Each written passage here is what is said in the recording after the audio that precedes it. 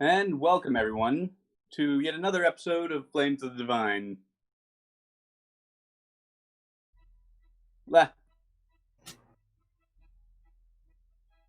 Last time I'm on this session, on this interesting campaign, the party entered the ruins of Keshak in search of the lost archaeological team that had gone missing.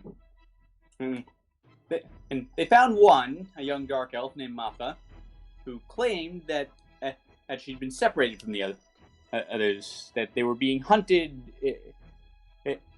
across the ruins by weird creatures. They also killed one of these weird creatures. They found a suit. They found a suit of magic armor that they couldn't identify and didn't trust, so they left it where they found it for the time being.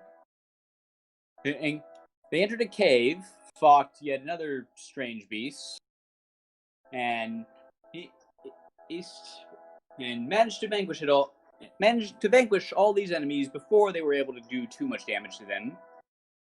And they found a magic sword. They found a magic sword in that cave, in that tunnel, and then decided against taking and resting up, for they fear that the people they were here to find were running out of time. And that is where things left off. Now, you are in the tunnel. What do you guys do now? Keep moving forward? Yeah, I'd say so. Seems like we got everything that's of interest around here, so best keep moving. Okay, very well.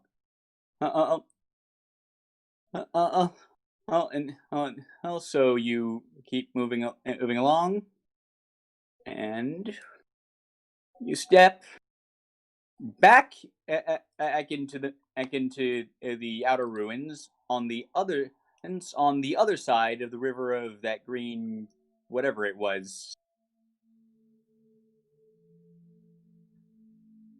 As is largely a bit of a mirror of the other side. You can see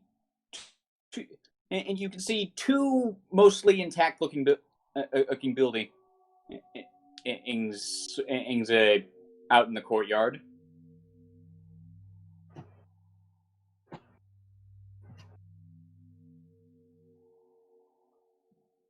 Well, seems as though we circumvent. Top center.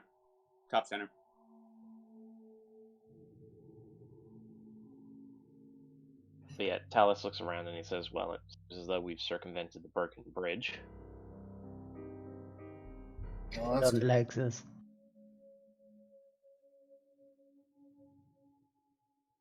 Oh, wait.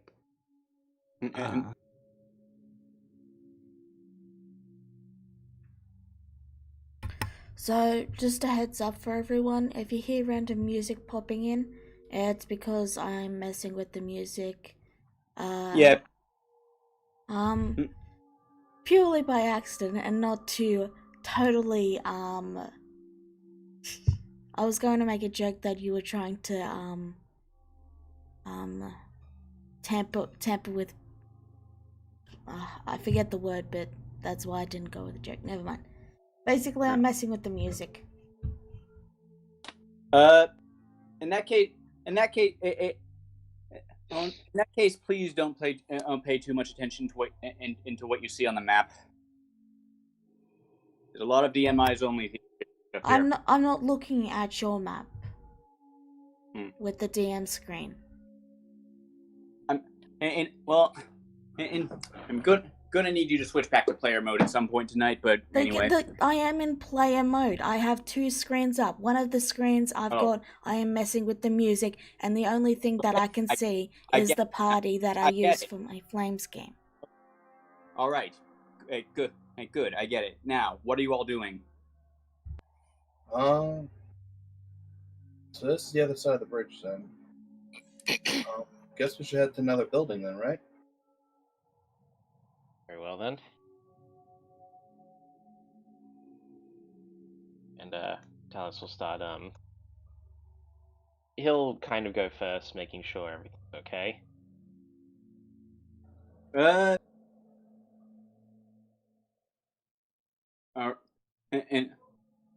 all right.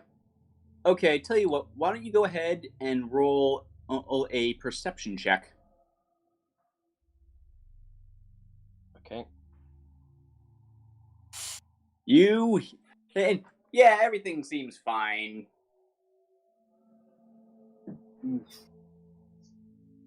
Rick doesn't like this. Neither does Heaven. As a reminder, I have a passive of 13. I have a passive of 13. 15. Your Just passive. saying.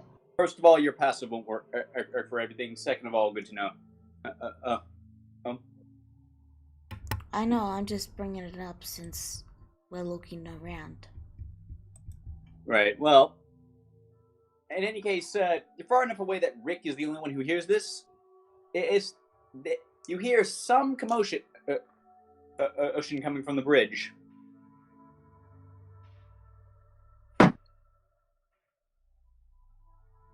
Rick Rick thinks told everyone of it? something is going on the bridge. Alright. Well, let's go. Go and have a look, shall we? Right.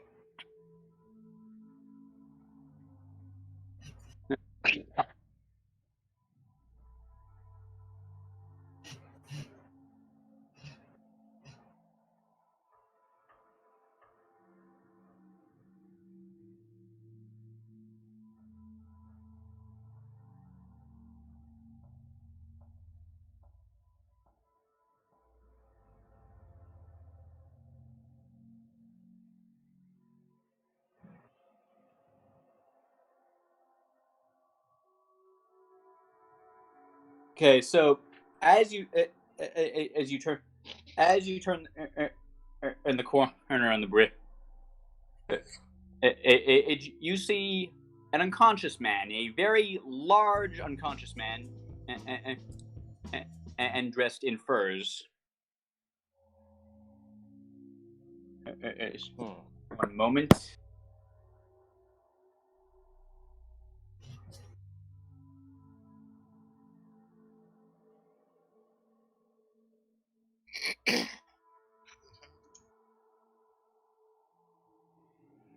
Okay, so he just looks unconscious. It doesn't seem like, I don't know, some kind of is sniffing him, looking like it's a nice snack or something, or just he's alone.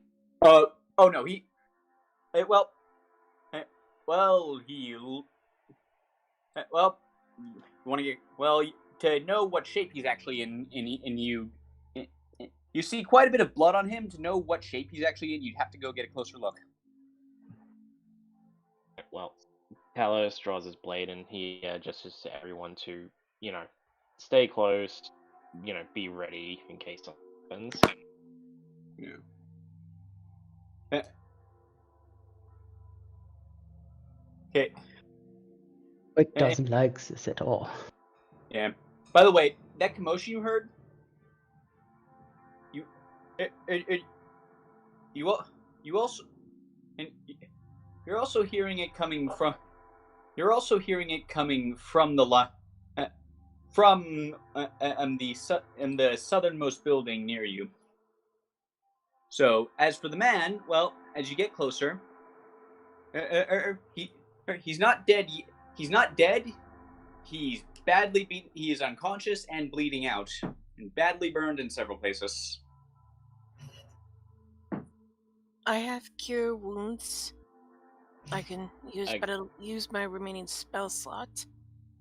Again, save it. I've got lay on hands. Okay, Talos will rest a hand on the wounds, and he'll give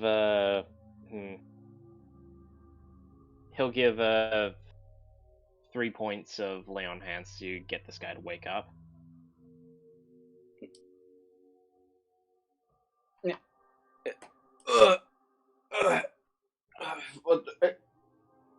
And like he wakes up, he wakes up and the first thing he sees is you leaning over him. Oh my god! He like flinches back from you. What? Oh.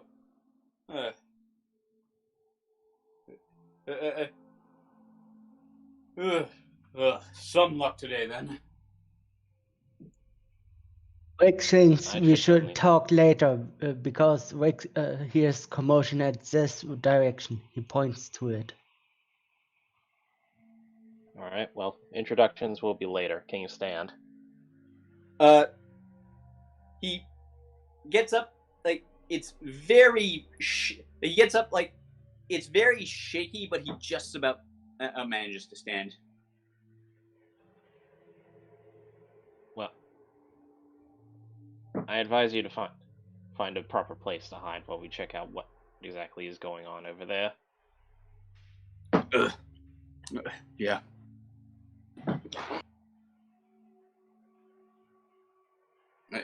So like he slowly, he slowly stagger sort of away from here, like just kind of just looking for a place to hide at this point. Right then.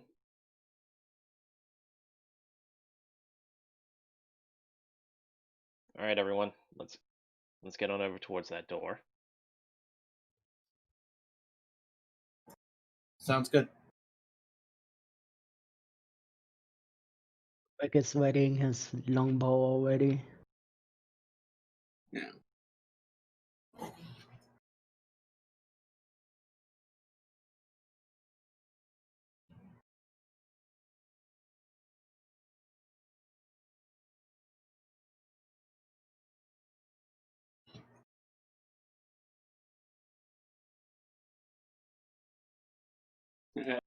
Okay, so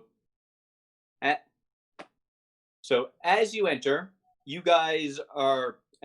This is another pretty big map. You guys are in the bottom left.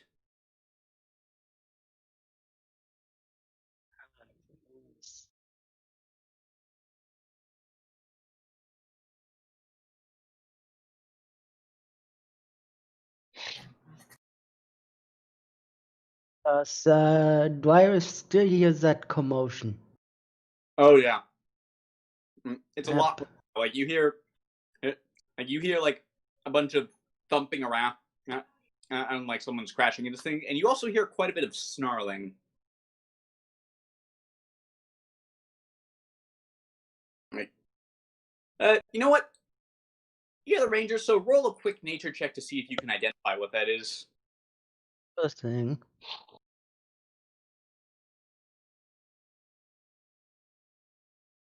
And doesn't sound like a normal animal. Beyond that, you're not really sure. Rick really doesn't like this. This is no normal animal. Right then. As though we got ourselves some kind of monster on our hands. And Everyone, and go ahead. you and as you're standing around talking, you hear a loud thud, and then a man sort of screams. All right. Proceed with caution, everyone.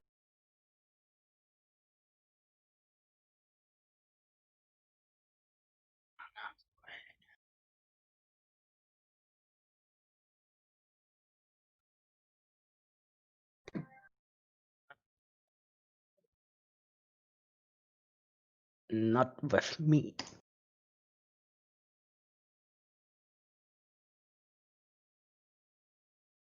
All right. Talus is going to lean up against the wall and quickly peek around the corner. You see, and well, the room you're looking into right now has an enormous library in it. Like lots, like shelves of scrolls line the walls, and in the middle of the room there's 8 pedestals, and a very old well, a very ornate a tome appears to be lying on the nearest one. Like there's also there appears to be another hallway at the far end, and that you can just and that's where the ruckus appears to be coming from.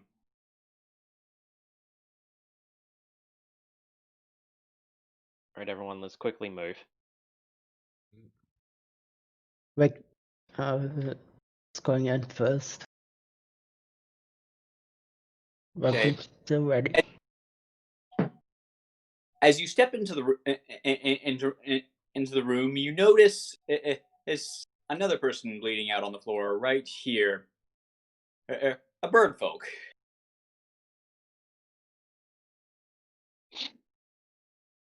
He looks like he got mauled. Bleeding out on the floor. Whatever. Go ahead. Sorry, okay. So he's like dead, or is he just seriously bleeding out? You'd have to get up close to know for sure.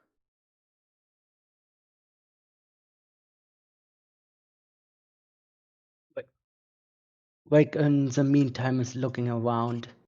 Yeah. So if he's not dead now, he's definitely on death's door. You're close enough to tell at this point. I think you better heal him. Well, stretching myself thin at this point, but Talos will give him 1 point of lay on hands to get him back up.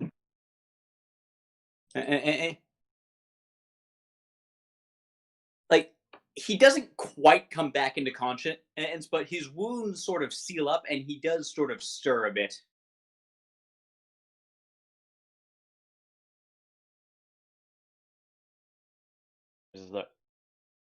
So he's out cold for. We best drag him somewhere safe first. And you hear a really loud thud coming from the hallway. Like at this point, you probably put together that there's a fight going on, and at the end of it,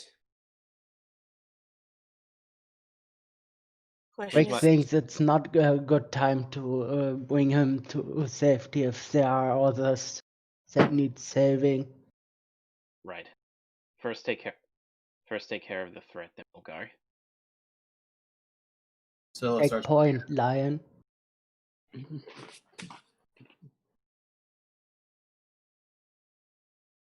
you say, Niku? I said Scylla starts running ahead.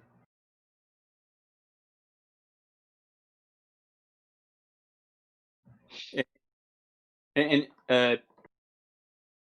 yeah, as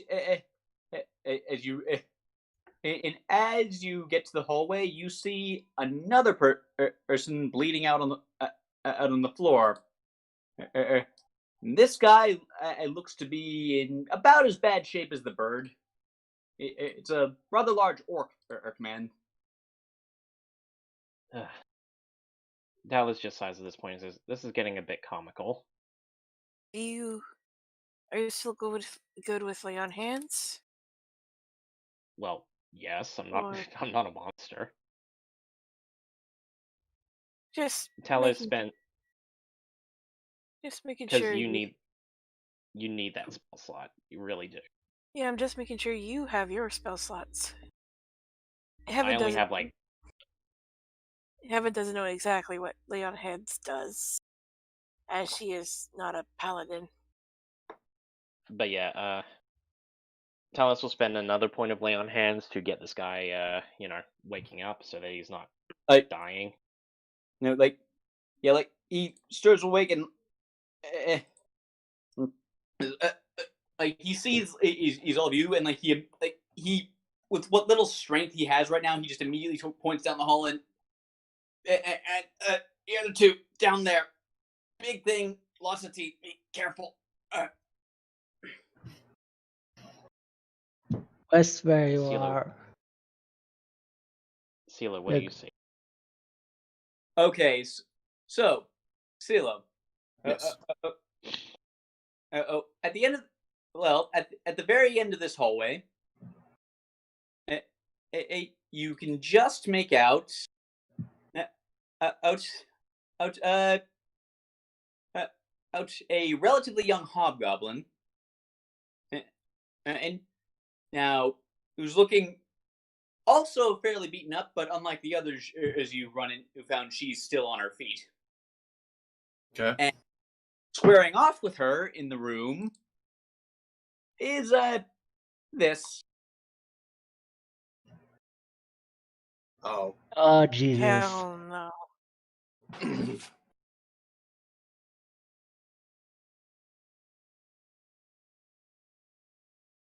Like, it keeps lunging at her, and she keeps like dodging, trying to dodge and evade it. It like, it like, occasionally she takes like a couple small swings with her sword, but like she doesn't really have a lot of strength to let it to do much damage at the moment. So, like, blinks a bit in horror. It's a manicore. Oh no. Oh, jeez. I mean, most of you might not even necessarily know what that even is, but hell, if it doesn't sound scary. I don't know. I think out of everyone, maybe Talus would have an inkling what it is.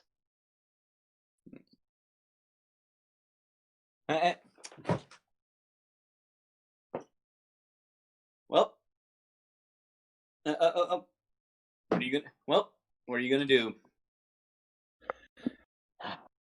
Well, we have two options. We either cut our losses and leave the hobgoblin to die, or we go in there and try and take out the manicore. Third option is we can try and distract it, so everyone get away.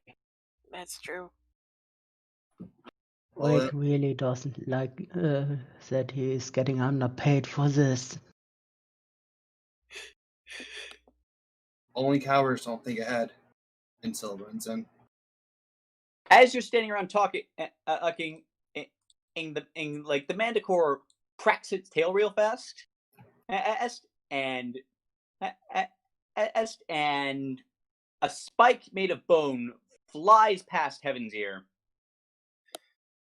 and just as ding, bing, into the wall at the opposite end from where the manticore is. And it misses CeeLo? What? You said the spike You- went past Heaven's ear, missing CeeLo here in the hall. Yeah. Well, it wasn't aiming for either of you. It was aiming for the hobgoblin girl. Ah. Yeah, she's she seems very quick on her feet. All right. Well, nothing for it. Everyone, get ready.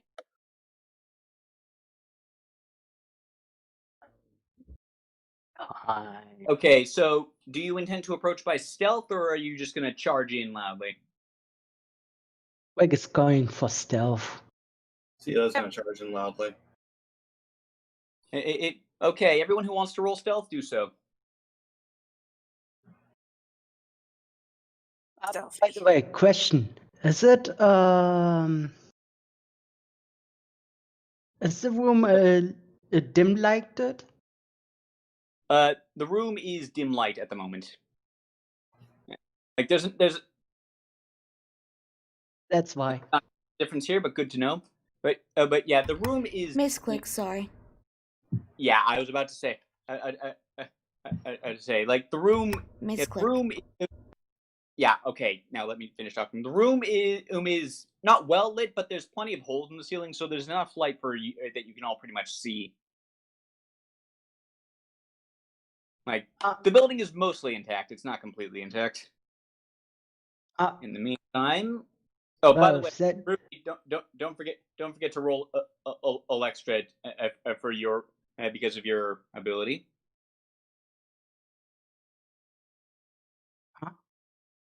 Okay.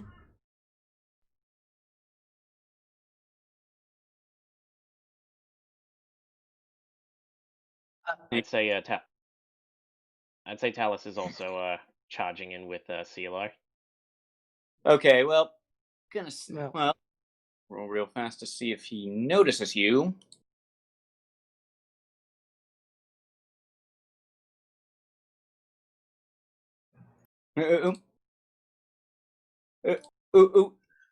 Well, okay, so okay, so as you all move in, and well, the people are well, okay. I'll count out the charging in as a dash action. Go ahead and go ahead and move. Rudy just vanishes. Will Yeah, well, that give me advantage on the stealth check? What? Rudy vanishes. Will that give me advantage on the strength check? On the stealth check? And no, you add the D4 to the stealth check. Hold on. Never mind. I don't have it yet. Never mind. Yeah. I know what you're referring to, but you do not. I don't have it yet. Never mind. Anyway, so the Manticore so well, you're not all sure who he does and does not notice, but he definitely notices you, Talos. Like he looks up and grins. Fresh, more meat. So many meals have presented themselves today, and like the and the hobgoblin girl like looks over her shoulder. What? Whoa! As she sees you just barreling down on the hallway, it tells, okay, I need everyone to roll initiative.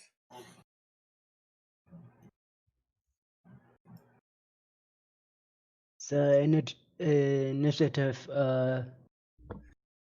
thing isn't up yet. Yeah. Now there's the Manticore token. There it is. Also, UA variant, just so you know. Oh, actually, hold on. I should probably reveal where it is. Forgot to switch it to the token layer. Okay, so I'll say Talus is probably about 10 feet. Yeah. I thought Scylla was ahead, so I'll leave her here, I guess. Yeah. I mean, Talos has a faster movement speed than you do, so we got the same movement speed actually. Oh. Yeah. Well. Anyway.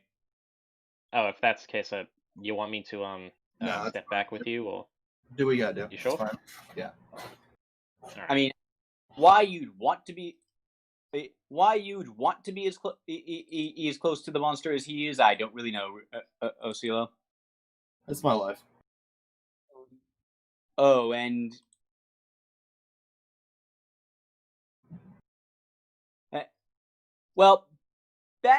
bad news for you. The big guy rolled a natural 20 on his initiative. God damn it. So, first thing. Okay, so, first thing he's gonna do, whip his tail again, fire another tail spike again at the hobgoblin, and the hobgoblin dodges out of the way. Like she is, like for the last 30 seconds, she's just been matrix dodging these things. So, another tail spike.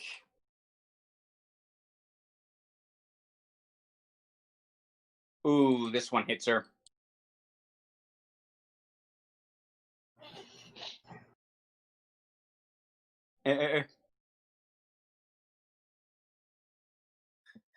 And okay, and that one brings her down. Oh, god damn it. Yeah. Yeah. For reference, and she was very badly damaged going into this. She has been literally trying to fight this thing I've been making rolls in the background while you guys were standing around talking. And then he lunges towards you, and swings his claw. Hold up. He already did his 2 attacks. Manticore gets 3 attacks. Really? Yep.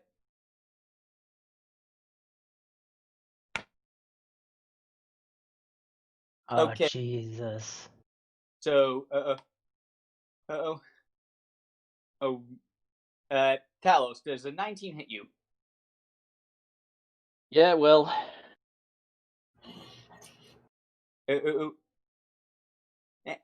Okay, 8 slashing. not an insignificant amount, but that's Yeah. pretty much nearly half my health. Yeah, well, good news on that. Good news on that.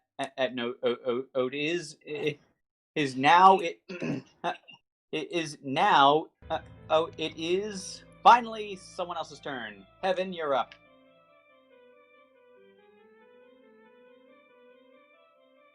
I'm gonna go up to the Manticore, and I'm gonna hack at it with my short sword.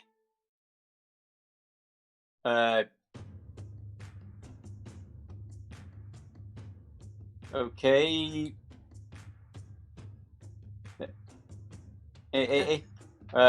Go. Yeah, go ahead. I believe that hits. Yeah, that's gonna hit. Okay. So 8. yeah, like it flinches. A pretty hefty hit. He flinches back from that, and Bad kitty. indeed. Yeah. One. Yeah. Okay. That is your action. Anything you want to do as a bonus action? The only thing I could do is use my last spell slot for healing word on the hobgoblin. And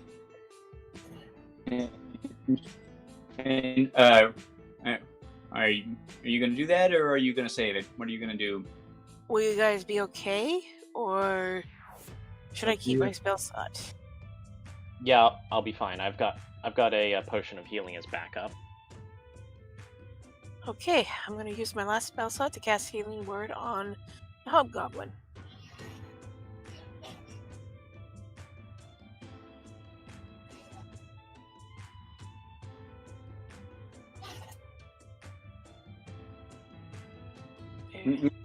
Okay. That gets her back up. One more.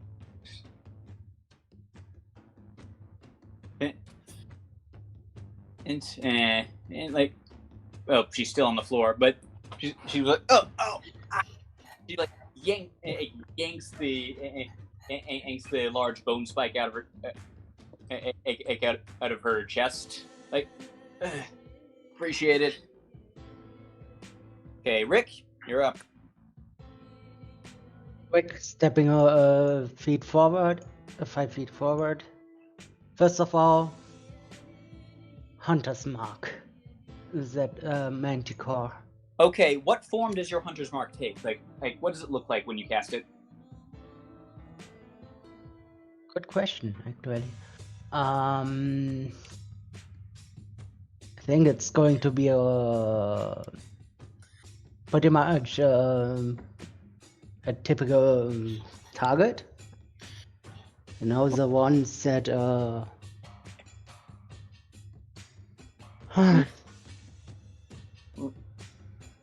Okay, very well. A bright glowing sort of target insignia just appears on its side. It doesn't seem to notice it's there. Okay. Next up, Rick pulls out 2 flintlocks. He has that. No, you cannot fire them both in one turn. Oh, come on. That only works with melee. I'm afraid. Could have told me that sooner. I thought you knew. You didn't. I mean, I thought your style was archery.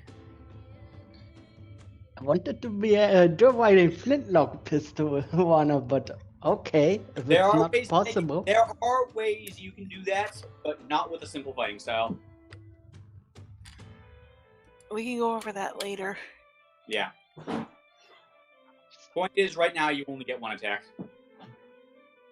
What a shame. Well, if that's the case, fire away.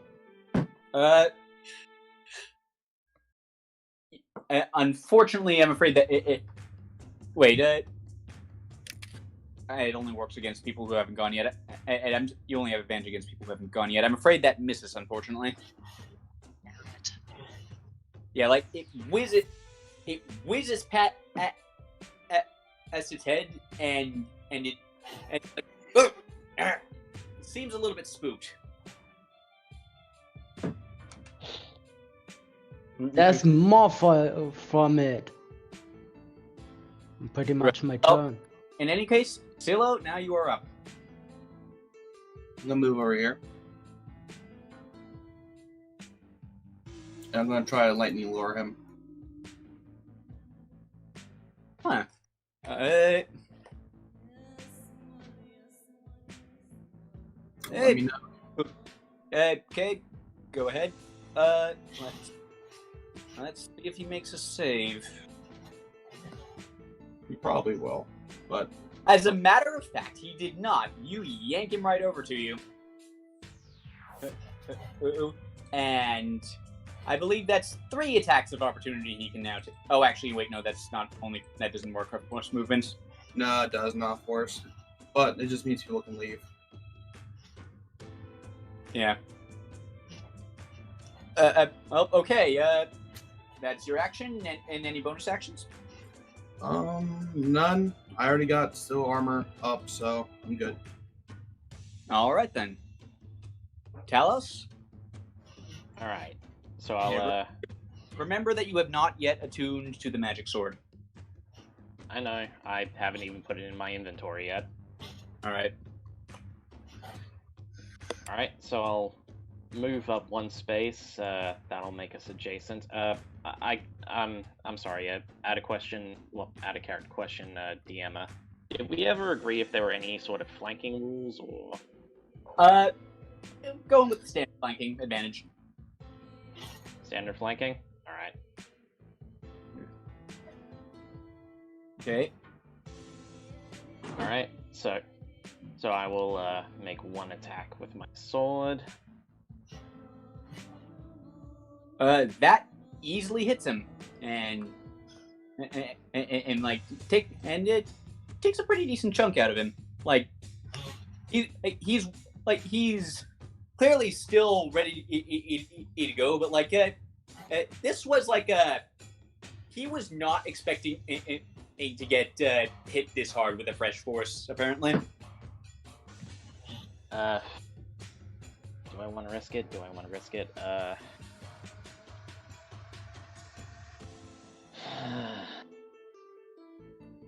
Was a biscuit? I'll save it. Okay. Very well. Anything you want to do with your bonus action? Actually, wait.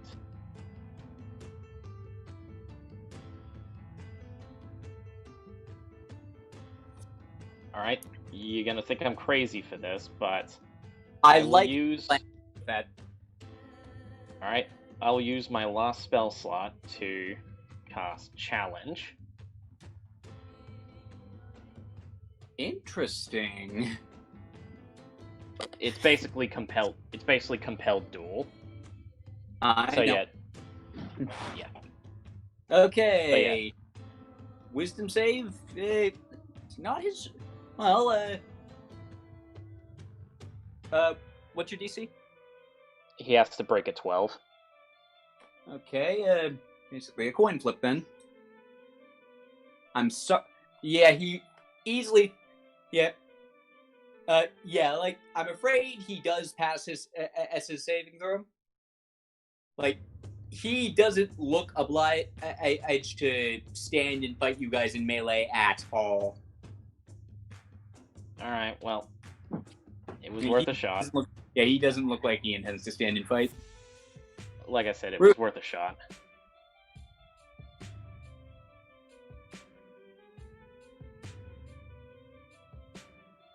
Lolly, you're up. Sorry.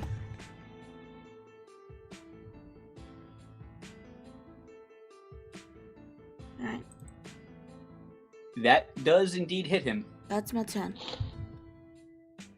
And you're not going to start the blade song? I already used it twice. Oh, okay. Okay. Hey, so... Yeah, like, it's starting to, like... He's starting... Yeah, the Manticore's starting to look a little bit nervous now. Like, he just took, like, a pretty hefty barrage from all of you that he was not expecting. He was... Right. No, and then, from this closet over here, you actually start hearing music playing. Let me just... You mean over here? Yeah, over here. Okay. And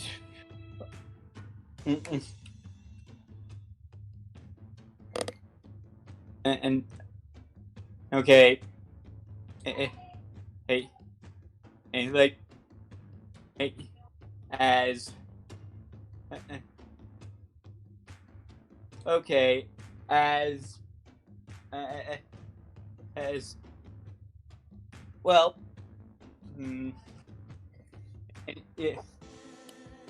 It's a big lion man's person, and that really got hit. So that's the one they hurt. Or you heal for 6 hit. You heal for 6 hit points. All of us? No, just Talos. Oh, okay. Yeah. Plus 6. Alright, I'm doing good. Uh-huh.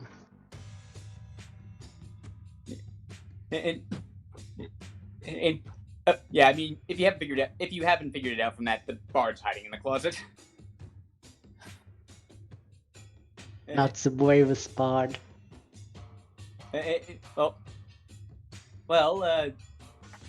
Morag gets up. I should probably zoom in.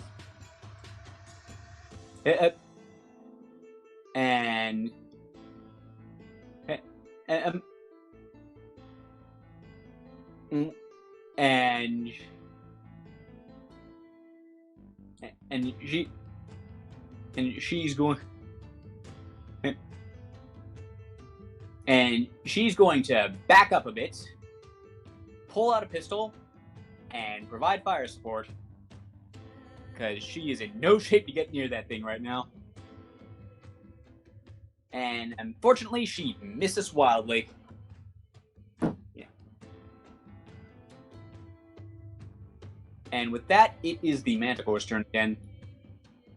And so he's suddenly surrounded by people who are freshly fit to fight, and he's not too keen on that. So he spreads his wings, and he can't really achieve liftoff in this confined space, but he sort of uses it to do like a quick hop.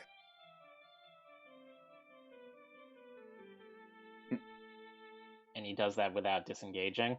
He does not disengage, no. Alright, so that means Attack of opportunity. 2 attacks of opportunity. Not sure if assuming CeeLo carries any weapons. I carry a staff.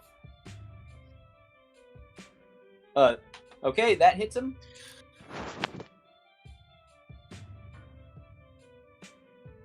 That unfortunately does not. Okay. Wait till I get to level 4.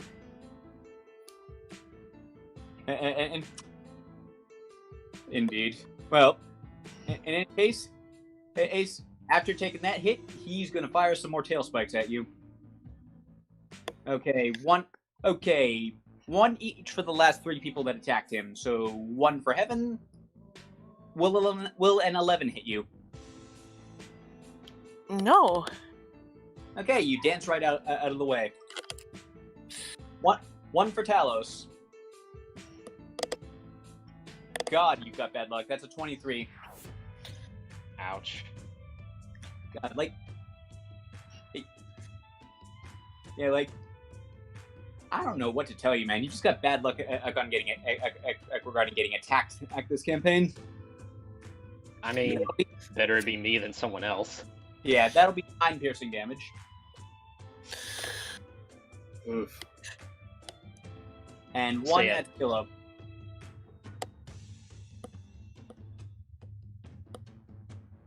That's a 24 to hit you. That hits. How much? 8 piercing damage. Like, wow, like, his attack bonus isn't even that high. He's just rolling really well. Okay, there goes my armor. Oh, right, you had armor of Agathis up. And that's why I was doing this. Good call. Well, anyway, and then once he's done that, how far did you move with that first one? Oh, hang on. Before that thing finishes all the way, I will cast Hellish Rebuke on him for hitting me. Good call, good call. I'll go ahead and roll. Oh, that's just some roll lows. Well, every little bit helps. Yep. Okay, he succeeded on that, unfortunately, so he will take half damage. Right. But, you know, still good. Okay, and then he's just going to keep moving. Like, he's figured out that engaging in melee combat with all of you is not a good idea. Evan, you're up. I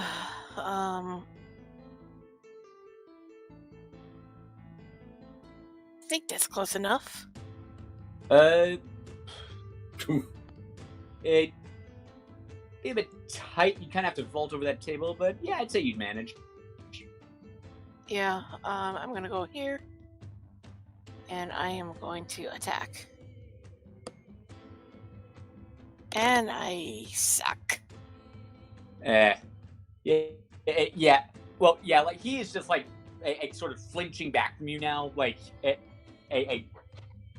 like, he does not want to get hit by you guys. Okay, Backing up going, nope. yeah, something like that. Like, he was not expecting fresh reinforcements, and he was not prepared for it. Okay, yep. Yeah. Anything else you want to do, or is that your turn? That is my turn. Can I use a free action really quick to Sure. say something? Sure. I'm just gonna call out and say, Raccoon, can you move over a step? That I can do. That we can do.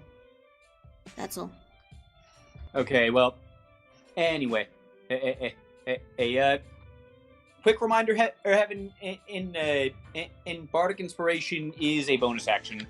Oh yeah. Yeah. I'm gonna. Can I I was give? wondering if you'd forgotten about that. Yeah, I see it and I completely forgot. Yeah. Can I give Rick Bardic Inspiration? Remind me, what's the range on Bardic Inspiration?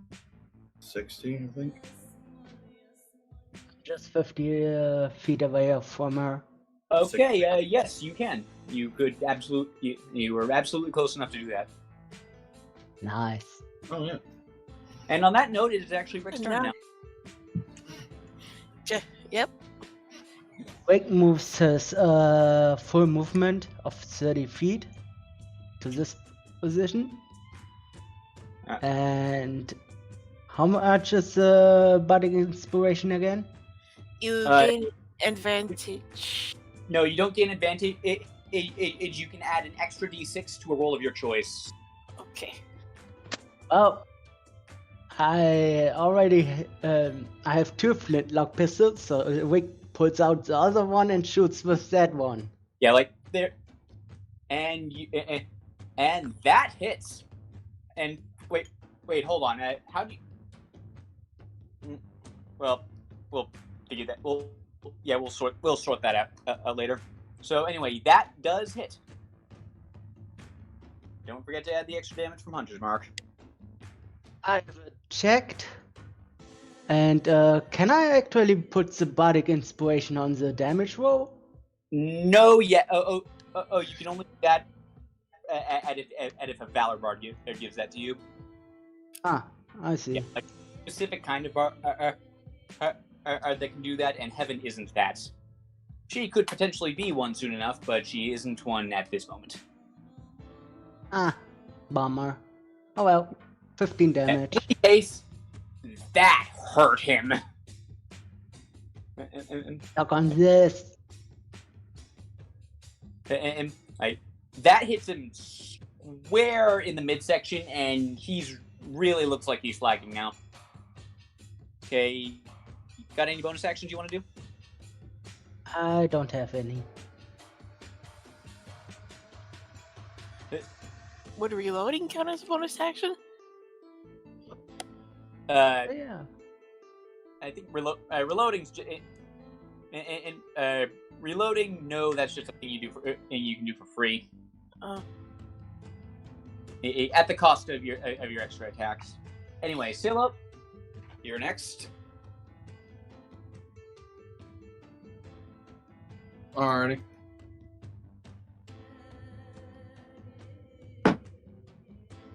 I'll move over her. Oh, wait a minute. Was that fully 35 feet? Let me check that. I could have sworn I pre-measured this. Yeah, it was. Okay. That sucks. I know how you feel. I've been there. Yeah. Could have sworn it wasn't, but that's fine. Alright, I'm going to use Toll the Dead on him. Okay, go ahead and use Toll the Dead. Wisdom save 13. Yeah. Right? He just fails.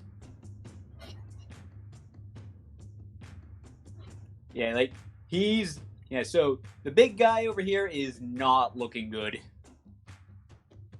That'll be my turn. And okay, Talos, you're up. Alright, Talos crouches on down and he moves he takes a full movement to get himself up to speed with this thing. And he'll take a long sword. No, wait, sorry. I was supposed to. But you were only taking one, right? Yeah, it's supposed to just be one. Sorry about that. Double click. I'm sorry to say that does not hit. No. All right. Well, not much else I can do. So that's it. Yeah. No, it actually. Do you follow the? No, wait, hold on. Sorry. Do you follow the rules that healing potion is a bonus action, or? Yeah. All right. Well, it's better for myself to do this, so I'll just use my bonus action to take the 5 healing. All right then. In that case, Rudy, it is your turn. Alright, I'm gonna move here. I'm within 60 feet, so I can see him because I'm darkness. Yeah, I'd call that decent. I'd call that a decent line of sight. That hits him. That's my turn. Still on his feet, but he's not having a good day.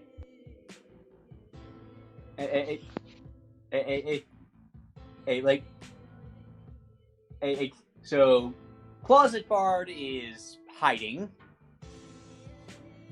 And Morag is Egg is just like getting away from the action at this point. Like, she's out of bullets. There's nothing left she can do. Okay, Manticore, gonna make one last desperation attack to try and escape.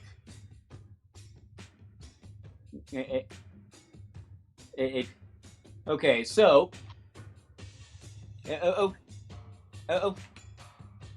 Talos, he's identified you as the biggest, as the strongest and most dangerous, so he's gonna go for you. So what he does is he whips his tail, and like nothing happens, and then his eyes widen in horror as he's out of tail spikes. So he's gonna go for a bite. So he's gonna go for a bite instead, and it just like. Like he just lunges at you like jaws open, and he just slams face first into your shield.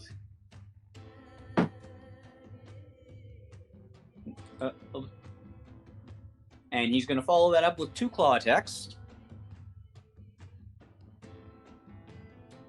X. Nope. Yeah, none of those hit. He's just flailing uselessly against your armor at this point. But yeah, and then okay, what was your response? Sorry, I'm sorry, I'm interrupting, and I was go ahead. I was just gonna say after like if you want to interject with a one-liner, or absolutely. But yeah, after that useless assault, Talos just spins at him. So like that's his eyes are wide with terror at this point. And he looks up and like, remember how I said that there were holes in the ceiling? He's gonna try and fly up and make for one. Roll an attack of opportunity. Do I get one? Yes, you do. Sweet.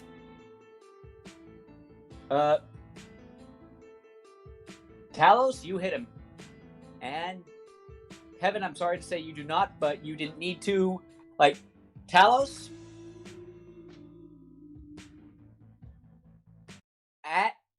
as he jumps up and just makes for the ceiling, your sword catches him along the back and just cuts its back. You just cut its back wide open at the spine. Like, he like sort of gets up halfway, and then just falls as crashes limply to the ground. The Manticore is dead.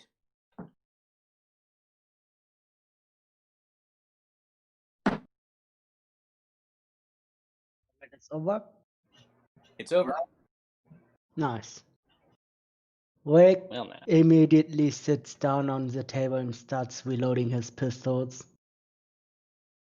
Where's the closet you mentioned? Here. Yeah, here. Kevin just walks past the Manticore, knocks on the door, and says, "You can come out now. It's dead." Yeah. So, a very short no. So yeah, a very short gnome answers the door.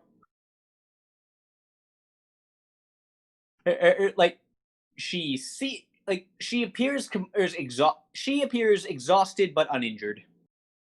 It's oh,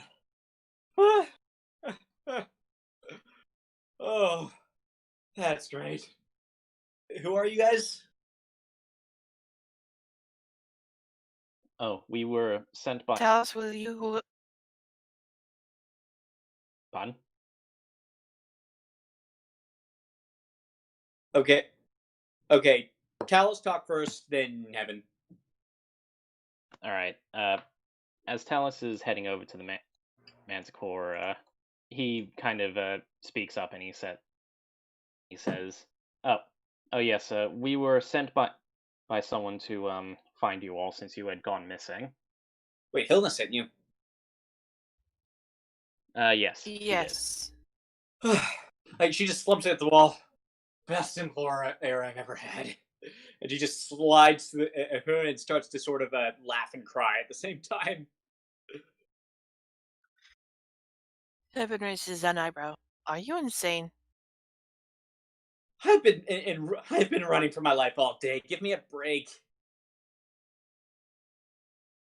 Yeah, so doesn't seem to be any more dangers here. Just a big old library full of scrolls. I'm gonna look at the scrolls. Okay, a roll. Rudy is a also roll. looking. All right. Go ahead. Go ahead and roll investigation, both of you. Break 2 once he finished loading his weapons. Curiosity. Yeah. Well, so. Okay. So. Silo and Rudy, like, a sort of, you two sort of race each other to the closet that the gnome was in, and and like Rudy and Rudy it kind of beats Silo to it, and like most of the paper is illegible at this point because it was worn out by time and everything. But you do find two very antiquated looking spell scrolls, like and like they're like very antiquated looking, but like Rudy, you recognize them for what they are.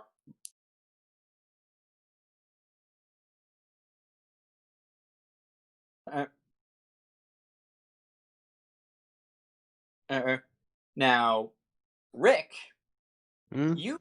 you actually you wander under back into the library, the main room. On my way. Character-wise. Yeah, so it doesn't seem to be. Sorry, my mic Uh, on mute. Right. Well, so okay. Answering Rudy's question first. What? Well, one of them appeared. Well, you can't really. It's written in a language you don't really understand, but you recognize this sort of a rune work on one. I'll get to that. You recognize the rune work on one of them as a scroll of mirror image.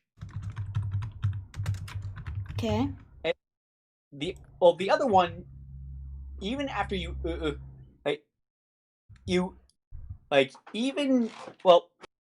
even after you cast comprehend languages, it's like you can tell what it does. It's an ice spell of some kind. It's one that you've never seen before. Yeah, it's seems to be seems to be an ice spell of some kind. Okay. Yeah. Now, Rick, you get back into the main library, and the shelves, like all the scrolls on the shelves, are like they're mostly illegible at this point, and the ones that do remain are all written in languages that you can't read. Depends. Mappa spread for common and Sylvan are what we can speak and read. And I didn't hear Celestial among any of those, so no, you can't read any of these. Okay. Yeah, but your eyes are drawn, and by the 8 pedestals in the middle of the room. There's a very fancy looking old tome on one of them. Oh yeah, the tome you mentioned before. Yep. I am taking a better look onto it. Okay, it's this one. The moment you get close to it though, it vanishes. It's just like vanishes in a flash and reappears at the pedestal on the other end of the room. Interesting. So, once I finish getting the scrolls, I'll just quietly pocket them for now, and I'm not stealthing it or anything. I'm just putting them in my pockets, and I'll go and identify the sword while everyone's looking around. Yeah, like, well, you already know what it is. It's like you already know it's right. We haven't attuned to it yet. That's right. All right. Yeah.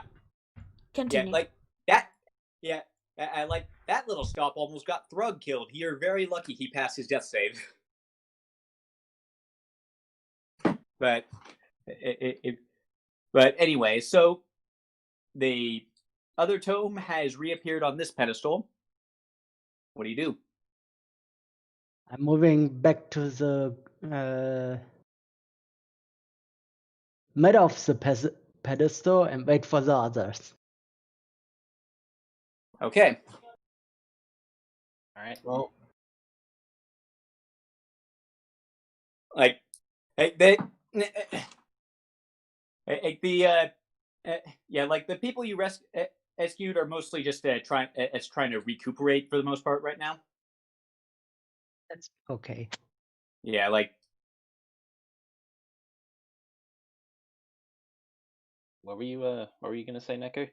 yeah, like they're all gathering in this room over here. I think I'll just go take a short rest. If I can.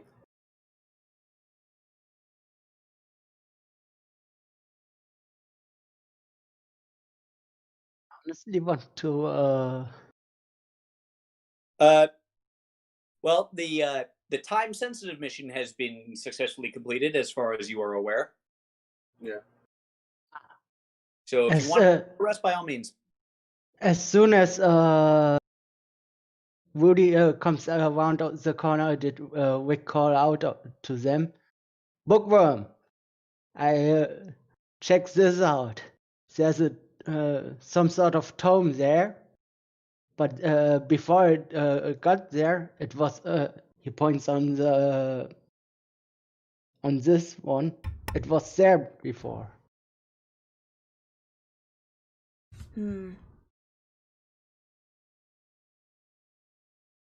Yeah. To describe the tome a little bit better, it's it's like got these metal, like it's bound mostly in metal, and it's got some really esoteric geometric symbols like engraved on the front cover.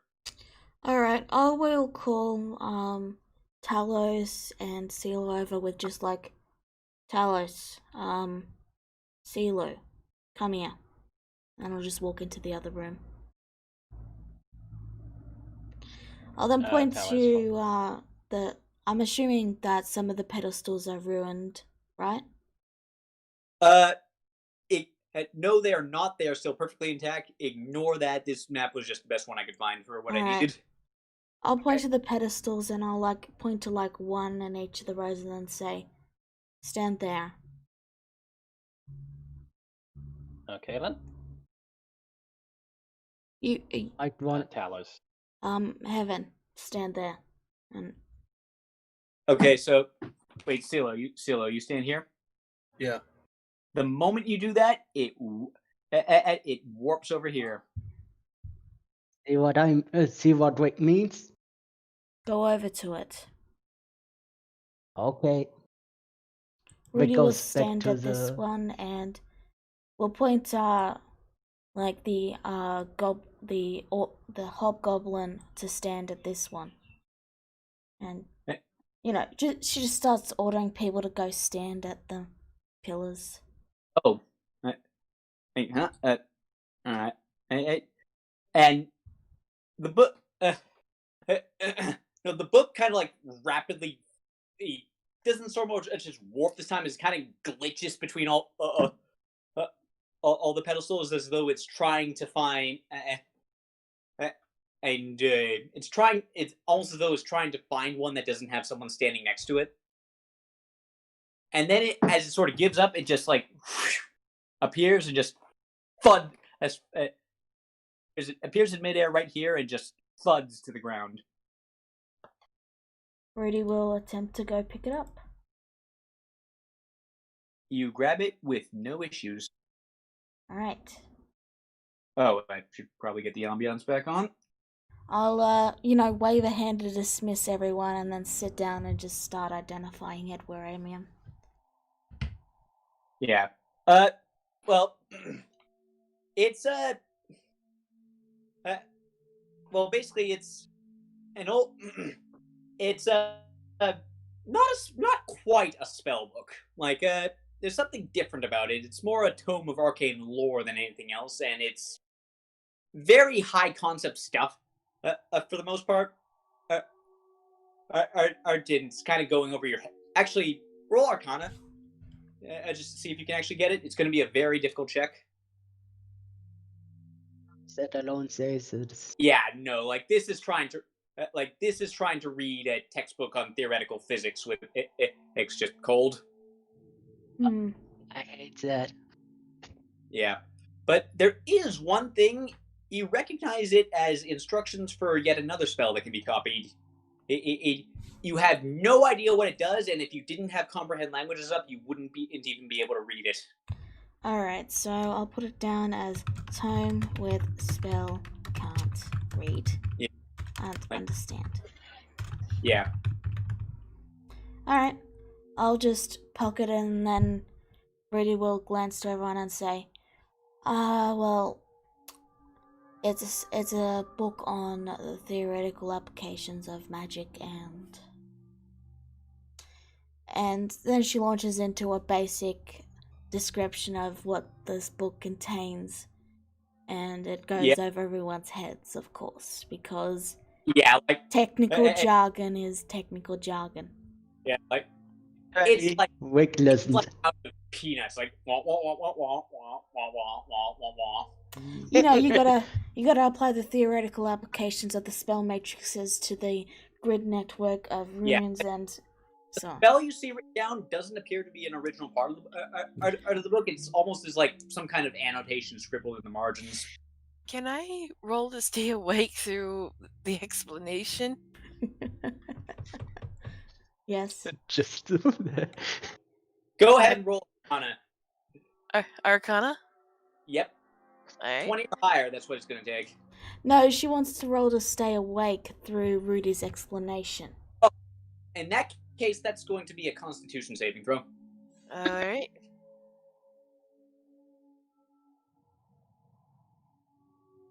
So, this is as good a time as any to take a short rest, I guess. Yeah, sure. Heaven's already asleep. A short rest, it is. Regardless, Rudy will put the book in a bag and... Yeah. I mean, CeeLo, do you want to look at the... Like, Rudy will glance to you and then show the scrolls and then say, you don't need this, do you? It's wizard stuff. Yeah. No, I guess you can keep them. Yeah, like, by the way, actually, roll a quick Arcana check, Rudy. Just one other thing, just to see if you, like, there's one thing you might be able to figure out about the unknown spell.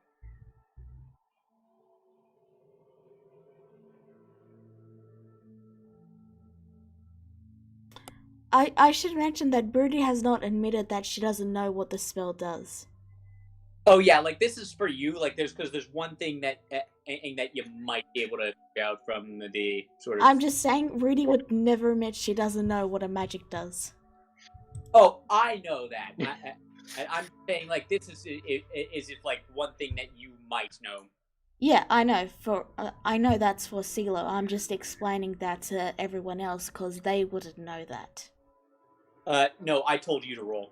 Yeah. Not Oh, I'm sorry. I thought you were telling CeeLo to roll. Yeah, no. And in my head, that's not high enough. I'm sorry. But yeah, I was just telling everyone else because they don't know Rudy, so they wouldn't know that. Yeah. Yeah, but yeah, I'd say through her explanation, Talos is listening, even though he doesn't understand a bit of it. He's just like, I mean, I want to be involved. I want to be involved in her interest. Right. Well, in any case, so the NPCs you take, they also managed to get a quick breather from. Like, you talk to them and you gather that they have been running for literal days. Well, then I suppose it's good that we came along when we did. Yeah. Damn right. It says Angela. As she starts playing a song of rest. So, everyone who wants to regain hit points, roll a d. Ends with hit dice. Roll a d6 and add it. Oh, yes.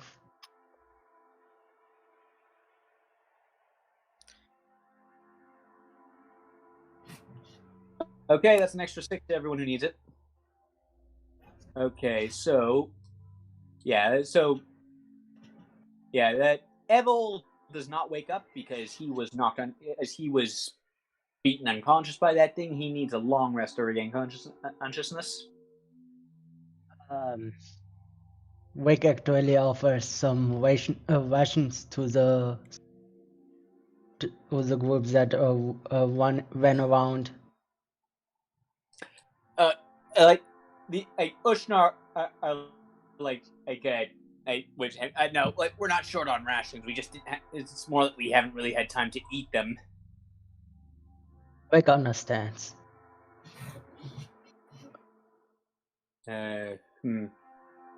Okay, 5d8.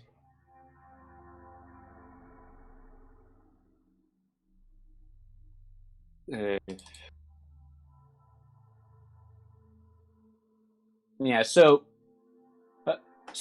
as Galresh, the orc actually seems to recover his strength fairly quickly. Like, seems like a very durable guy. Morag, a little bit less so. Like, still nursing a few injuries here and there. Like, she also looks faintly embarrassed. She's like, Chief's daughter, getting cornered like that. It's embarrassing. Wick's ears actually twitched to hear that.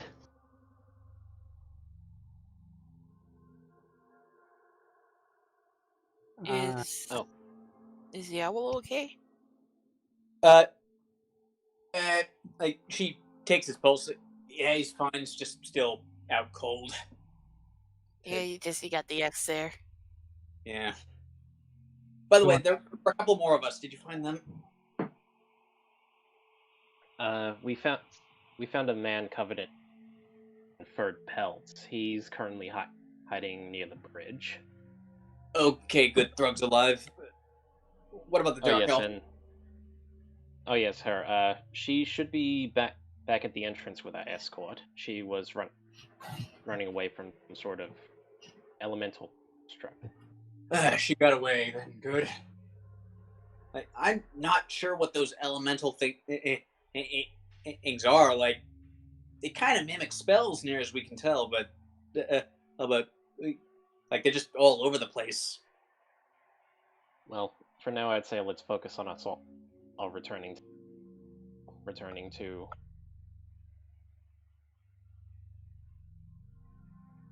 Yeah. Oh, yes. Actually, before we do get moving, do you mind if I ask you a question? And go ahead. Are you certain it's just you and your 4 or 5 other companions here? I mean, we were until you guys came along, we were the only ones sent by Hillnut. I don't know. If there's any other exploring parties here, I haven't run into them. Well, Out of character, didn't they lose a tiefling? Out of character, I actually completely, I actually hadn't planned them out and out when I told you who they were, and I forgot what I described them all as. So, Fair yeah, enough. yeah. Now they're an orc and gnome, a big human guy, and a rig. Well, let's The all. map actually wants to know what your job was from the Lady Helena, whatever her title is. And basically, I mean, pretty and fair. Like, a venture into the super dangerous ruin, and see if there's anything, and see if there and see if there's any new and unusual discoveries to be had, and clear out any dangers so Ohilna can come study it in person. Well, This isn't her first time. Yep. Pays well.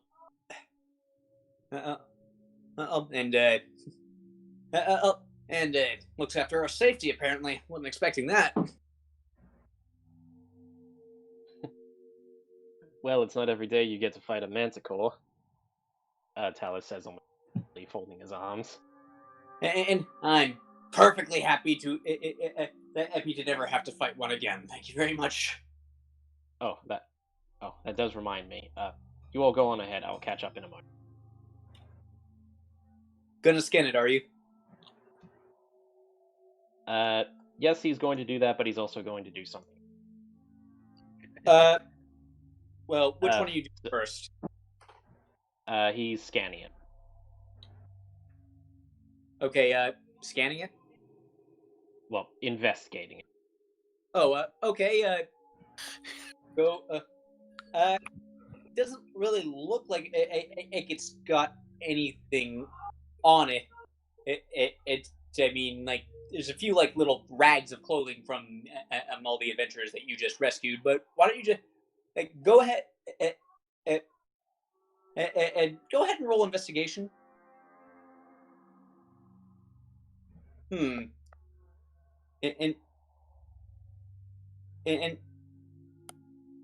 well,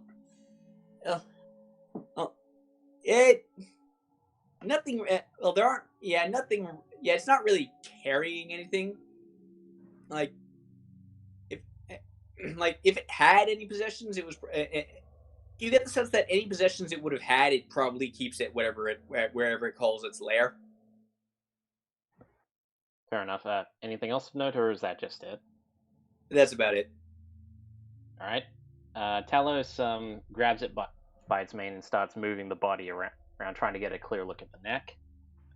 He looks down and pulls out his mundane sword, and he's like, "Well, no better trophy." And he starts hacking away at it. Okay, roll a survival check to see how cleanly you can do this. Well, okay, the head. Well, the head is basically intact. The neck is kind of a mess. Probably gonna like if you intend to mount that or anything, you're probably gonna need to get someone to sew that back together. It's more proof that we've taken care of stuff, I guess. But yeah, Talos just kind of looks at it and is like, "That's good enough." Roll a quick history check, actually. History. Yeah. You're not super familiar with Hobgoblin Society, but this would probably really impress them if you owed it to them. So yeah, Talos. After that, anyone who's still kind of like, well, he just kind of comes back dragging the manticore's head. Yeah, not that big. First thing here is from Wiggles. The Mapash could have cut its head off cleaner if you wanted. Well, some things you just got to do yourself, even if you're not the best. Okay, so Evol is still out cold, more or less. Otherwise, everyone's basically on their feet at this point. All right. Shall we all get going then? Yeah.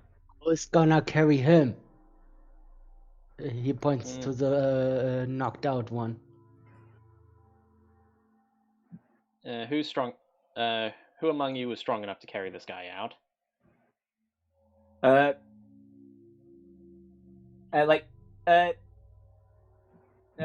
Bushnar like sort of walks over. I mean, you help me out. We could probably get him out. Get him up between us. All right. Well, let's not waste any more time. Yeah. Take Now- points then. Okay, so you head back outside then. Pretty much. Yeah. Okay, so I should point out that as you head outside,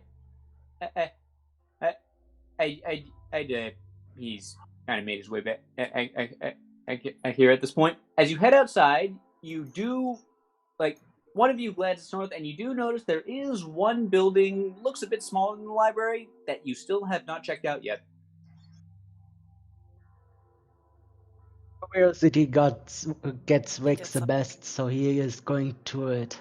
I think I see one more door here. Ahead of you. Okay, so this building, so the door immediately opens into a staircase. It's a sort of a spiral staircase. At the top, it's shelves and shelves of old glass bottles. Most of them broken. The button one? What? You said it's a staircase. Does it go just up, or does it go? It goes up to like a second story room. Well, Rickard has a mischievous grin on his face and checks out the bottles that are still okay. Okay, go ahead and roll. Okay, so bottles are what you immediately see at first, and then closer to the back of the room, you start seeing the rusted remains of what seems for all the world to be some kind of lab equipment to you. Oh, interesting. Yeah. So go ahead and roll a quick investigation check. Could have also gone with medicine, but okay. Well, you don't find anything. You don't find anything of note among the bottles, but you do find a book lying on the collapsed remains of an old desk. You can't read the book at all, but it's completely pristine. Doesn't seem to have been affected by age at all. I immediately text that, but nothing happens. It seems like an ordinary book for you, except for how new it is in this area. Yep. So I got the book then, and that was in the first floor, right? Yeah.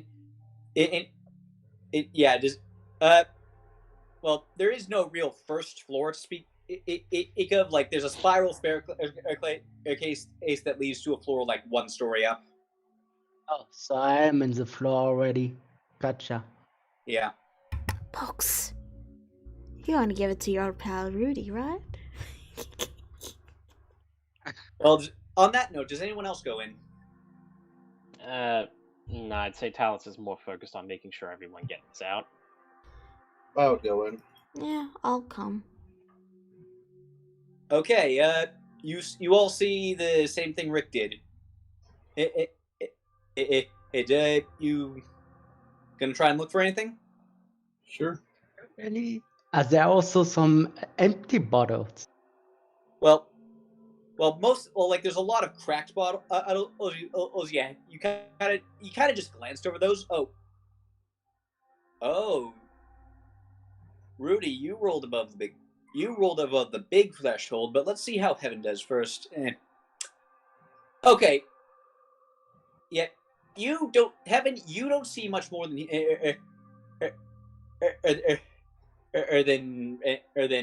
Rick did. Like, you don't really know what to look for here. Silo, you notice, like, sort of actually, you look at the bottles a little bit more closely, and like actually like pushing past, like, digging around a bit, you find two that are still intact, still full, faintly glowing. No, you have no idea what's in them. Okay. Ooh, shiny. Rudy, you find what looks like an old lever. An old lever attached to something? Kind of just sticking out, kind of just sticking out of the wall. Like what it does, you're not really sure, or like any mechanism that's attached to it is internal to the wall. Alright, well, first off, I'm going to look to the others and then say, did you find anything? Rick only found this oddly pristine book, and he shows it. Alright, I'm going to examine this book and identify it. It's like there's magic keeping it from aging or getting worn out. Apart from that, it's just an ordinary book. Alright, well, it's my ordinary book now. Yeah, like, I mean, like, unless someone else wants it, but I'll read it later. Yeah, Rick found it, Rick keeps it. You can't read it. Rick can't. Yeah. Oh. Like, it's, do you just look through it to glance at it? It's Rudy? It's pretty much the language I can speak, isn't it? Yeah. And yep, it's the same language that all the scrolls in the library were written in. So, yeah, I'll just put it in my bag and say I'll read it later and let you know what it says. Okay. Yeah. Well, and then I'm gonna pull. Well, actually, I said it was pristine. That's not quite true. True, like a bunch of the pages at the end appear to be burned. I found 2 mystery potions, I think. Yeah. So, yeah, so you got 2 of them. One of them is faintly glowing blue. The other one is mostly clear, except for sort of a red dot floating in it. I check them with medicine in case I know what it is. Medicine would not help you identify a magic potion, my friend. Okay. My bad. Alright. Would identify work on the potion? It would. They are magic items. Alright, I will identify the potions. Okay, so the one with the red dot in it is a potion of growth. Okay. Rudy will, let me just give a description of what Rudy says to everyone after every potion. Just for funny. Yeah. Rudy will hand the potion back to Silo and go, this potion makes you bigger. Okay. Temporary. As Rick as he got that information. Temporarily. What's the next potion? This one,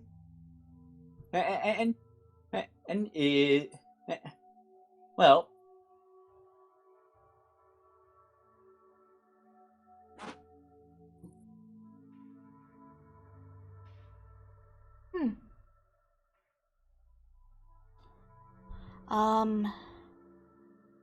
This potion is for spellcasters. It's, when you drink it, it'll make your spell as strong as it can be.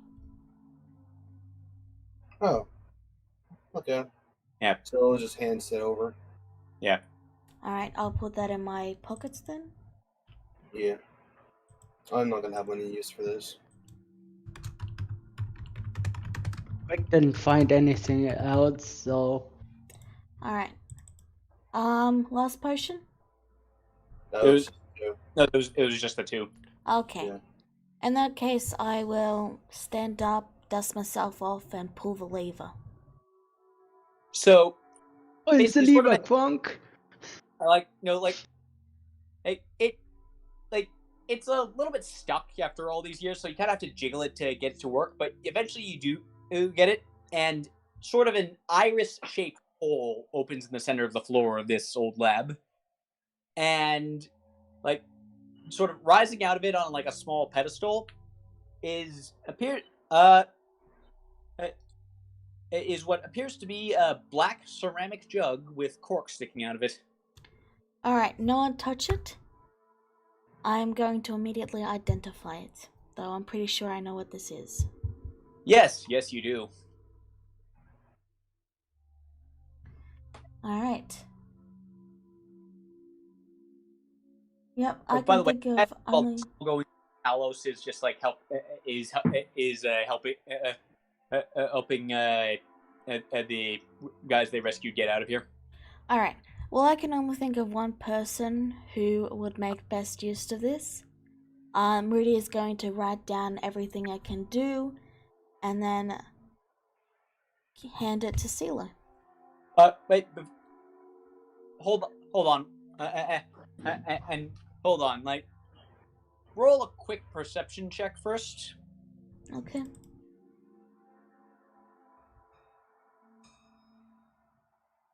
Yeah, the moment you grab it, well, actually, all of you roll a perception. So roll another perception check, and everyone roll a perception check now. I just want to clarify this. I was handing the note over to CeeLo. Oh, I thought you'd grab the jug. Well, I also have 15 passive perception. Okay, as CeeLo, CeeLo, you, as she hands you the note, you glance at it, at the jug, and like you notice there's a little bit of a crack around the rim, around the rim of the pedestal it's on, and looks like it's sitting on a pressure plate. Oh, this ain't good. What? Okay. Trap? Yeah. Everyone just back away and leave for a little bit. Rudy's done her task. She's told CeeLo what it does, so Rudy's gonna go, okay, and she's gonna start walking out and head on her way. Like, Yeah. She's seen what the place has to offer, and she's content, you know. She's got books to read. She's pretty happy. Oh yeah. Wake actually looks for something that he can replace the alchemy jug with.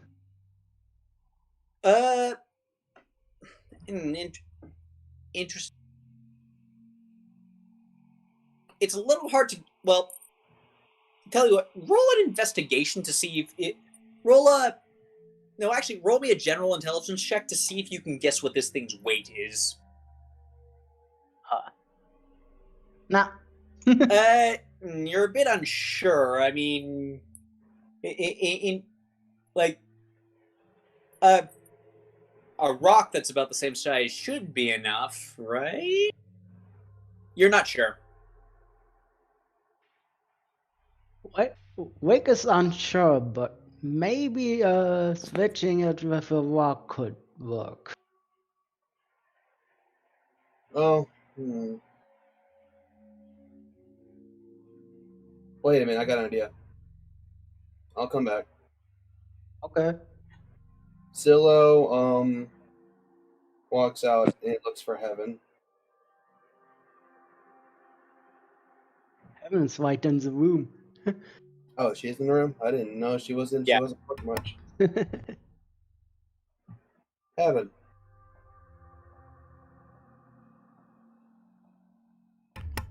Your muted, Dream. Probably real life. Alrighty, so I'm gonna do two things. I'm gonna need you to cast levitate when I say you're ready, okay?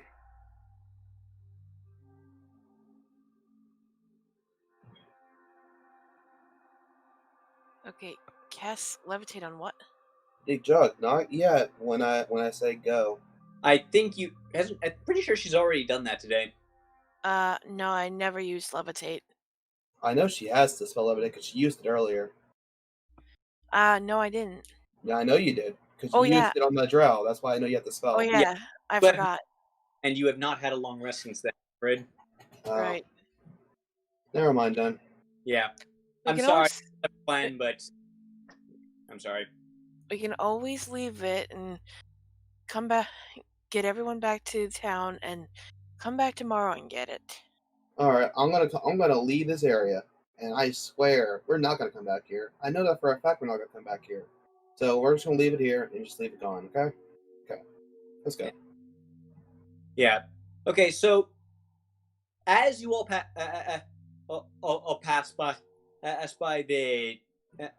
So as you all pass back through the ruins and get back closer to the entrance, it's Martha Koleth seems to at the see well she's nowhere to be found. She seems to like you don't see her, so you assume she made it back to town, and then and the magic suit of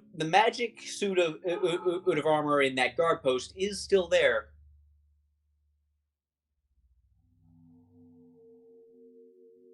Can you check it, Bookworm? Boy, Sure, I just I'll identify it. feel like my kid's like useless a lot of times nowadays. I'll identify it. Okay, so what you get is this.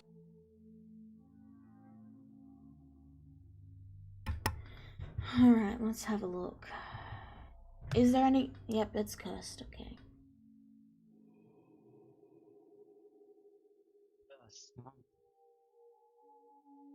Okay. You think it's going to be sold finish for pretty reading. money? Let me finish Mhm. reading.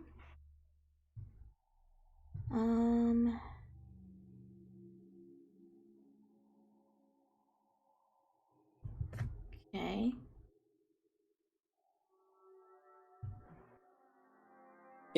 It's leather golem armor. Essentially, it gives you all the powers of a flesh golem. I'm still reading.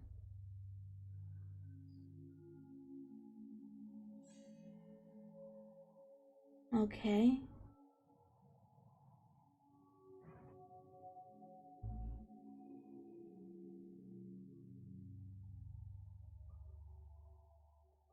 Alright. Alright. Let me think how to read it. Okay. Alright, so this armor makes you sturdier. It prevents you from being transformed by magic. It makes you resistant to lightning damage, and you gain 5, and you gain a little health back from lightning. If you take any fire damage, it will give you disadvantage on attacks for a Make bit. you weaker. And if someone really hurts you badly, you'll go berserk. The armor is indeed cursed, but you can always remove the curse, and that will remove the aversion to fire and the berserk. No. Remove curse doesn't get rid of the curse entirely. It just makes you not want, and like it just makes you willing to part with the armor. I see.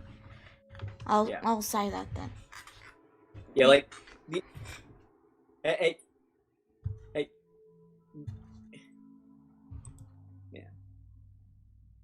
The Mapash doesn't need the armor. He's fine with the one he has on.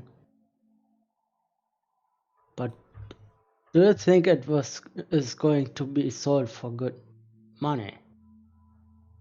Yeah, it would probably be worth a bit. Then let's take it with us. And if I understand correctly, Rudy, that's money that you can use for your spells, correct? Though you could also wear it. Yeah, I should point out that 4 out of 5 of you could wear this. But I don't want to. Honestly, it would probably be a good idea for one of us to wear it. I'd need to consider the benefits, because if you put it on, you're cursed with that armor and you're not going to be able to take it off for some time. Well, it's not that you can't take it off. It's that you won't want to take it off. Exactly. So you're going to be stuck with it for some time if you put it on. Yeah, I'm just saying my lightning lore would be a decent spell combination for this to get people out of trouble. But that's it. That's all. So you want it? No, I want someone else to wear it. I see.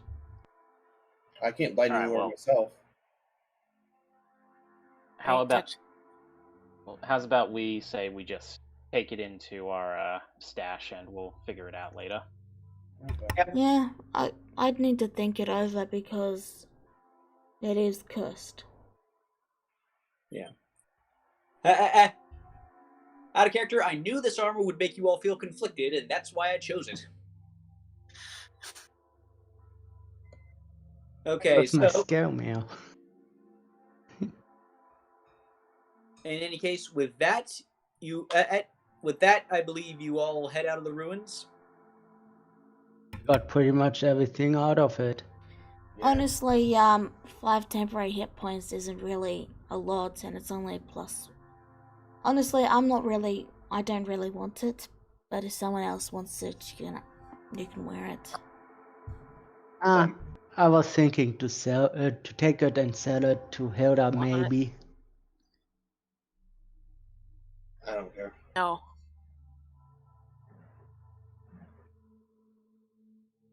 Well, in any event, and so by the time you all get out of the fortress, it is actually white laid, like the sun has gone down at this point. Wait. As though we were in there for quite a while. Mm-hmm. How far is it from town?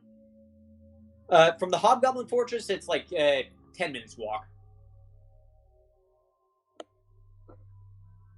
Okay. Why don't we go back and rest for the night? And maybe come back in the morning. Back here.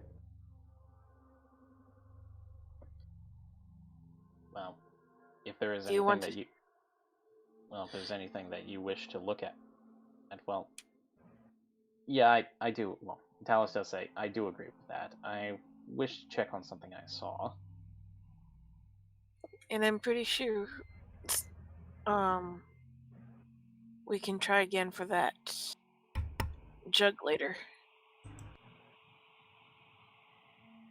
Okay, so you make your way back to the fortress, the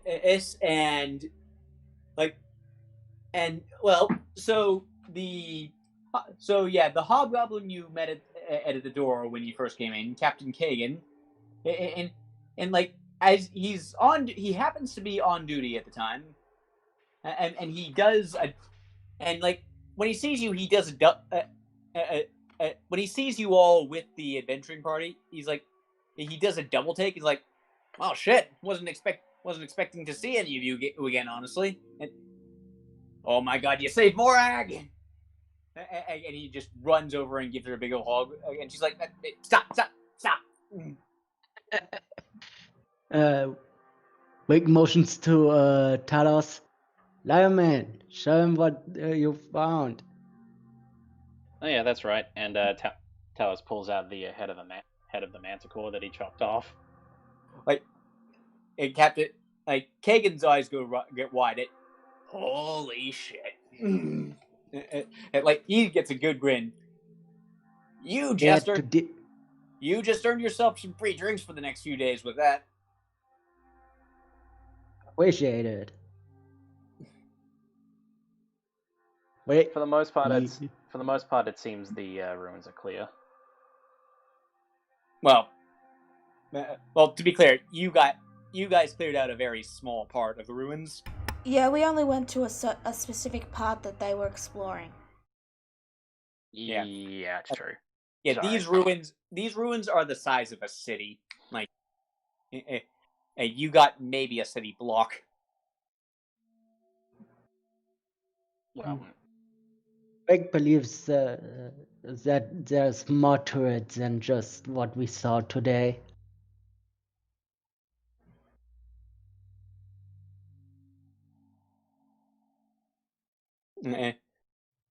Well, in the meantime, well, you're all probably really tired, so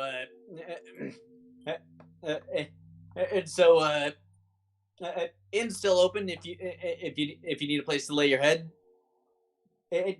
You saved our chief's daughter. We're not going to forget that. He'll be down to see you in the morning. Sounds good. Gotcha.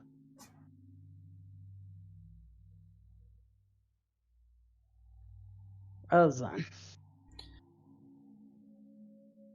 And so, like, just sort of directs you all toward the inn where you were staying, and sort of gets back to guarding the door. Wake actually looks around if there is a more natural place to rest on. Inside the fortress, no. Outside, there's plenty of trees. After waging that, did he decide to sleep in the inn this time? Rudy's just currently reading the pristine book in his, like, she's already walked up and gone to an inn room. She's completely zoned out.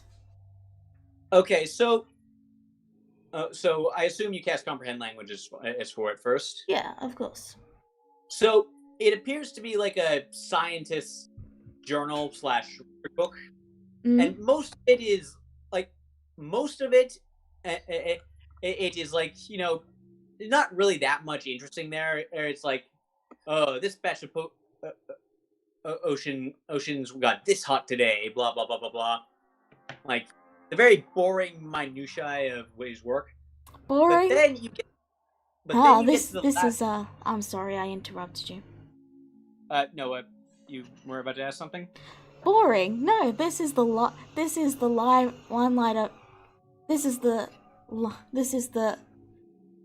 best part of Rudy's day. Oh, yep.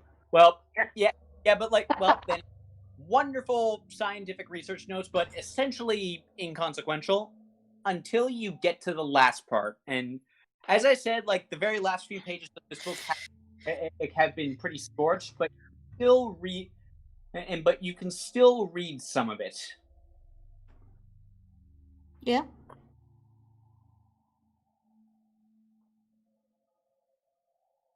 It's immune to age, not immune to fire.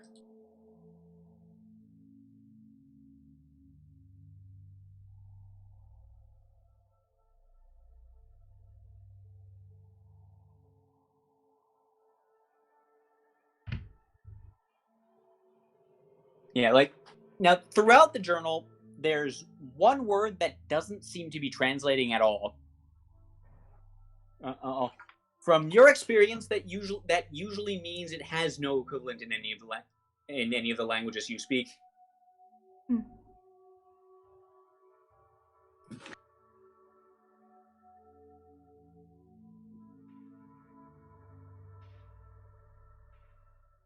Interesting.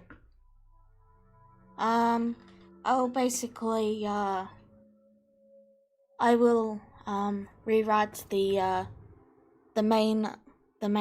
cliff notes of the book into common, so to speak, if you know what I mean.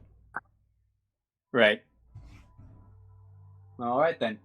and then just hand that to whoever wants to read it, and then I'll retreat back to my room to read more books. Everything's coming up, Rudy. Yeah, so, Rudy's having a wonderful day. Yeah, well, does anything have anything else they'd like to do? I would just say Talus is kind of Talus is kind of celebrating the the defeat of the Manticore.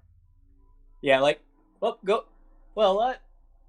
there's a few off-duty Hobgoblin guards and guards who come share drinks with you. Like, you killed a dangerous monster. You're all right in their eyes now. But yeah, that's just pretty much all Talus does, is just merriment until he eventually goes back to his ashes for the night. Right. Anyone else? So we'll just do a card reading for the day. Draw some cards. Well, go ahead and draw some cards. See what they say. Might be something interesting. Oh, I don't have the thing with me today. I'm sorry. I had to move everything around recently. Well. Yeah, good though. Evan? Heaven is going to get to sleep because she's certain that the weapon shops are closed for the day, I'm assuming. And yeah, like any places of business apart from the inn is from the inns in this place are they're closed. It's very late at night right now. Okay, Heaven's just going to go to sleep and prepare for the next morning. She does plan on going shopping quick before everyone sets out again. Okay. Rick, anything you want to do? He's going to sleep. He's pretty much beat. Well, as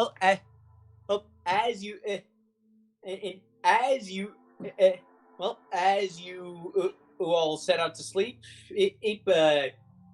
feeling pretty good about your triumph this day, I think that's where we're going to call it for the session. Mm-hmm. And nice job fighting that Manticore. You all got very lucky with it saving everyone. Yeah. Yeah, because no joke, every time you guys stopped to stand around talking, I rolled a death save for one of them. Ease. I had that feeling, so that's why I was trying to rush it. Yeah. It was a good call. Yeah. Oh, by the way, before I say anything, I assume Talos attunes to the Acheron Blade? Oh yeah, he attunes to it. Yeah. All right then. So, all of you level up. Hey, Finally. level up. Woo, I can go for the... Oh, wait, no, I can't. Oh, well. I can go for the other thing, then.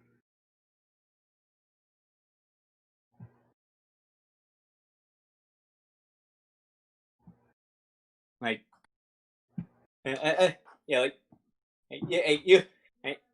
you just killed this campaign's first real boss. It'd be outright weird if you guys didn't level up after that.